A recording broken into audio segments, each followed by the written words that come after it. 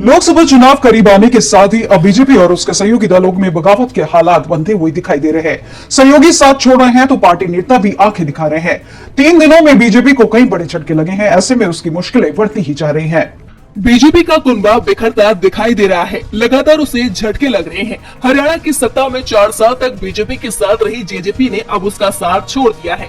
JJP NDA से अलग हो चुकी है तो अब राष्ट्रीय लोक जनशक्ति पार्टी के अलग होने की खबर आना शुरू हो गई है। सीट बंटवारे पर किनारे लगाए जाने के बाद अब पशुपति पारस पाला बदलने की तैयारी में है। वो लालू और तेजस्वी के संपर्क में बताए जा रहे हैं। इसी बीच बीजेपी ने अपने उम्मीदवारों की दूसरी सूची भी जारी कर दी है, जिसके बाद पार्टी के अंदर बगावत के हालात बन गए हैं। राजस्थान में चित्तौड़गढ़ सीट से चुनाव लड़ रहे बीजेपी के प्रदेश अध्यक्ष सीपी जोशी की मुश्किलों को विधायक चंद्रभान सिंह आख्या ने और बढ़ा दिया है। आख्या 2018 में बीजेपी के टिकट पर चित्तौड़गढ़ से विधायक चुने गए थे, लेकिन 2023 में पार्टी ने उनका टिकट काट दिया। आख्या ने टिकट काटने का आरोप सीपी जोशी पर लगाया था और निर्दलीय चुनाव लड़े और जीत गए। बाद में भजनलाल सरकार को उन्होंने समर्थन दे दिया, लेकिन जैसे ही सीपी जोशी के नाम का ऐलान हुआ, आख्या ने भी निर्दलीय लोकसभा चुनाव लड़ने का ऐलान कर दिया। तो दूसरी तरफ कर्नाटक में बीजेपी के दिग्गज नेता और पूर्व डिप्टी सीएम ईश्वरप्पा ने भी अपने तेवर तीखे कर लिए हैं। ईश्वरप्पा अपने बेटे कांतेश के लिए हावड़ी से टिकट मांग रहे थे।